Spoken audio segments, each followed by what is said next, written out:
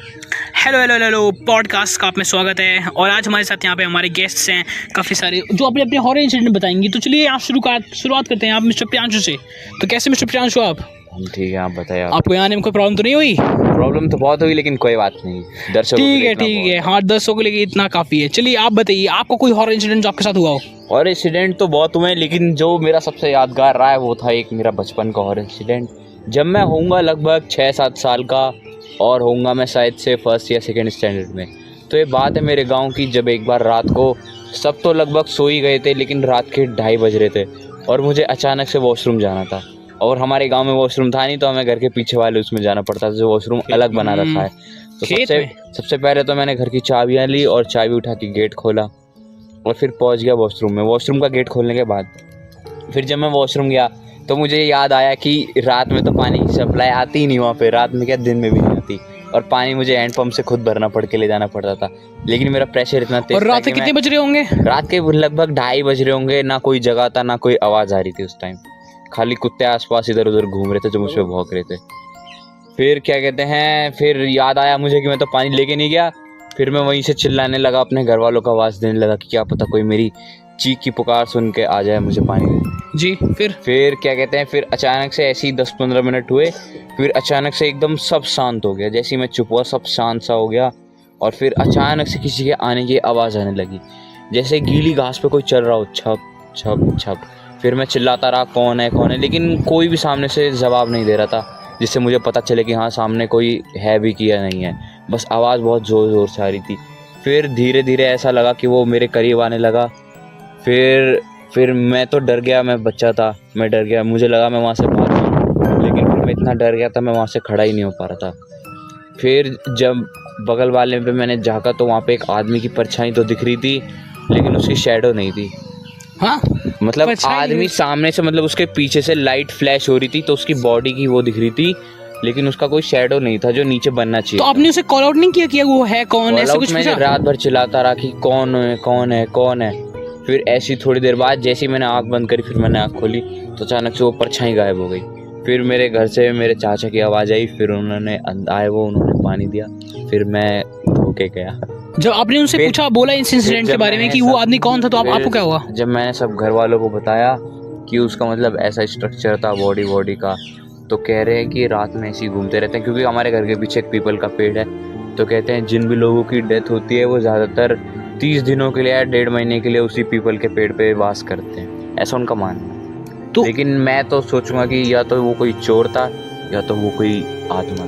तो इस horror incident के बाद आप कभी उस जगह पे गए नहीं? आपको लगा? लेकिन मैं इतनी रात में फिर मेरी हिम्मत नहीं हुई कभी वहाँ पे जाने की, क्योंकि मैं बचपन से इतना उस इंसिडेंट से सहम गया। वो बहुत ही मतलब काफ़ी खतरनाक दृश्य था ये। चलिए आपकी वेलबींग के लिए करते हैं। अब हमारे अगले गेस्ट हैं मिस्टर अमृत। मिस्टर अमृत अपना हॉरर इंसिडेंट बताएंगे। पधार रहे हैं। अरे आराम से गार्ड साहब, आराम से। लेकिन ये इंसिडेंट ऐसे बहुत सारे होते हैं जो कई बार हमारे दिमाग पे कब्जा कर जाते हैं। तो इसी के साथ शुरुआत करते हैं मिस्टर अमृत से। मिस्टर अमृत, आपका कोई ऐसा हॉरर इंसिडेंट जिसमें आपने कोई भी तरीके का डर महसूस किया हो या कुछ किया हो, तो आप बताना चाहेंगे? अरे अभी आपके नंबर आएगा। ठीक है, तो आप कैसे हैं मिस्टर अमृत? बढ़िया जी बढ़िया, आप बताओ। मैं भी ठीक हूँ। आपका कोई ऐसा हॉरर इंसिडेंट हुआ है, आप बताइए उसको। बिल्कुल जी हुआ है। कहाँ पर? मैं था 5 साल का था जी, गांव में, राजस्थान में, अलवर जिले की तरफ का। जी ठीक है, तो उस टाइम ये था, होली का टाइम था, तो सारे मतलब सोने वोने के तैयार हो गए थे और रात के हो गए थे अपना यही 2-2:30 बजे करीबन, सब सो चुके थे। तो मुझे नींद नहीं आ रही थी, मैं छत पर अकेला लेटा हुआ था। तो गाइस मतलब मैं सो रहा था, सोते सोते मतलब फिर मेरी आँख खुल गई। तो उसके बाद मुझे नींद नहीं आई। मेरे घर के आगे जस्ट एक वो है स्कूल, सरकारी कॉलेज, उसके छत के ऊपर पहले मुझे ऐसा लगा कोई आहट सी आई कि कोई टहल रहा है, और मैंने इग्नोर मार दिया। मैंने कि हो सकता है कोई कुत्ता चढ़ गया हो या कुछ हो, तो मैंने इतना ध्यान नहीं दिया। उसके बाद फिर मैं दोबारा अपना फ़ोन चलाता रहा। फिर एकदम मुझे सफ़ेद कपड़े में एक लेडी खड़ी मिली, तो मैंने उससे देखा और एकदम मैंने अपने मुंह पर चादर ओढ़ लिया कि ये है क्या। मैं हाँ, 5 मिनट तक आपकी उम्र क्या थी उस वक्त? उस टाइम मेरी उम्र थी भाई 5 साल।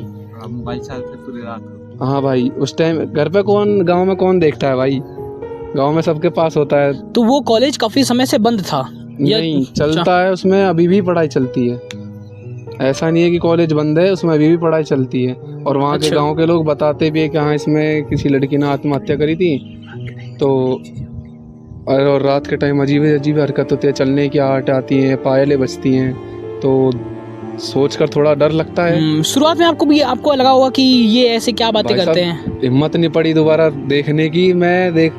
जैसे जैसे मैं उसे देखूँ मेरे पास आती जाए, मैं चद्दर ओढ़ कर सो गया और फिर सीधे सुबह ही आँख खोली। मन की मैं जब आपने अपने घर वालों को ये इंसिडेंट के बारे में बताया तो उनका क्या रिएक्शन था? रिएक्शन भी दिया था और बताया भी था कि बेटा ऐसे ऊपर नहीं सोना है अकेला, और अगर सो भी तो अपने तकिए के नीचे या तो माचिस चक्कू लेके सोना, तो नहीं दिखते हैं ऐसे कुछ। तो घर वाले बड़े बुजुर्ग बताते हैं कि हाँ भाई, अगर नीचे कुछ हथियार लेके सो तो नहीं दिखती है नेगेटिव एनर्जियाँ। तो उस दिन के बाद से फिर मैं ऊपर सोना ही बंद कर दिया मैंने। अगर आप अब अपने गांव जाते हैं तो अगर आपको अब वो कॉलेज दिखता है तो वो भी भाई इतनी दिन में फिर भी बेशक चला जाता हूँ छत वतों पे, और एक बार को स्कूल में भी चले जाते हैं कि हाँ क्या है देखें, क्या पता कुछ पता चले। पर भाई रात में 7 बजे के बाद तो ये समझो उस स्कूल की तरफ कोई बंदा आँख उठ कर देखता तक नहीं है। क्या आपको किसी ने बताया नहीं कि इस इंसिडेंट की वहाँ पे हुआ क्या था जिसके कारण वो लड़की वहाँ रात को पे घूमती है? भाई ये बताते हैं कि एक लड़की ने मतलब आत्महत्या कर ली थी अपनी फैमिली की वजह से। उस पर फैमिली प्रेशर था, तो उसने वहाँ पे आत्महत्या करी थी। तब से